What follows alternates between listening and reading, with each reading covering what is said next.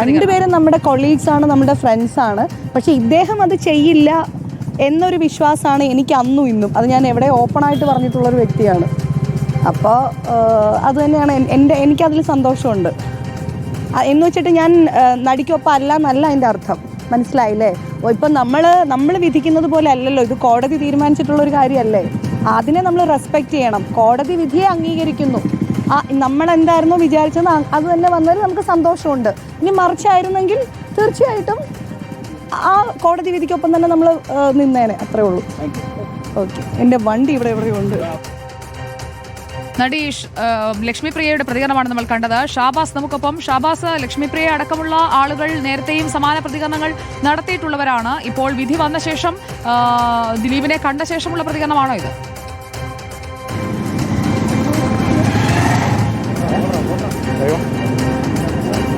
ഷാബാസിലേക്ക് അമ്മ ഓഫീസിൽ അടിയന്തര എക്സിക്യൂട്ടീവ് യോഗമാണ്.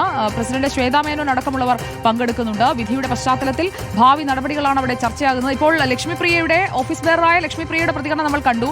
ഇതുതന്നെയാണോ ഭാരവാഹികളുടെയും പ്രതികരണമായി ഇനി വരാൻ പോകുന്നത്? ഷാബാസ്,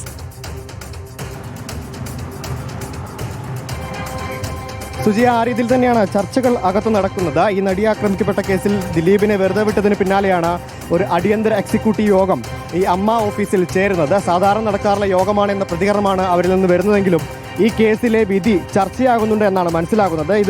ഈ വിഷയം അല്പസമയം മുമ്പ് ചർച്ച ചെയ്തു. അതിൽ വിവിധ അഭിപ്രായങ്ങളാണ് ഉയർന്നിരിക്കുന്നത് എന്നാണ് മനസ്സിലാക്കുന്നത്. ഇപ്പോൾ ഈ ദിലീപിനെ അനുകൂലിച്ചുള്ള ഒരു നടിയുടെ പ്രതികരണമാണ് ഇപ്പോൾ നമ്മൾ കേട്ടത്. അത് വിധിയിൽ സന്തോഷമുണ്ട്, കോടതി വിധിയിൽ സന്തോഷമുണ്ട്. വിധി മറിച്ചായിരുന്നെങ്കിലും അതിനെ സ്വീകരിച്ചേനെ എന്നതാണ് ഇവർ പറയുന്നത്. എന്തായാലും തുടർ നടപടികൾ എന്തു ചെയ്യണമെന്ന കാര്യത്തിലാണ് ഇപ്പോൾ ഇവിടെ ആലോചനകൾ നടക്കുന്നത്. അമ്മ അധ്യക്ഷയായിട്ടുള്ള ശ്വേതാ മേനോനടക്കം പങ്കെടുത്തുകൊണ്ടാണ് ഇവിടെ ഈ മീറ്റിംഗ് നടന്നുകൊണ്ടിരിക്കുന്നത്.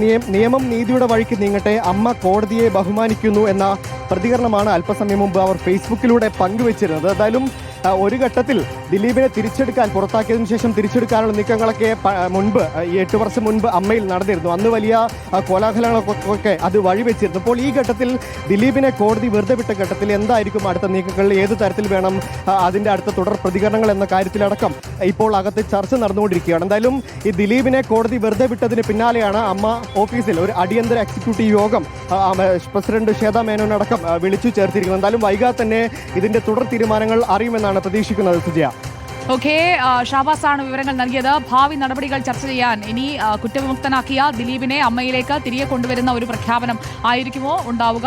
അമ്മയുടെ അടിയന്തര യോഗമാണ് ഇപ്പോൾ ചേരുന്നത്. പുതിയ ഭാരവാഹികൾ എടുക്കാൻ പോകുന്ന പ്രധാനപ്പെട്ട തീരുമാനം എന്താണ് എന്നതാണ് അറിയേണ്ടത്.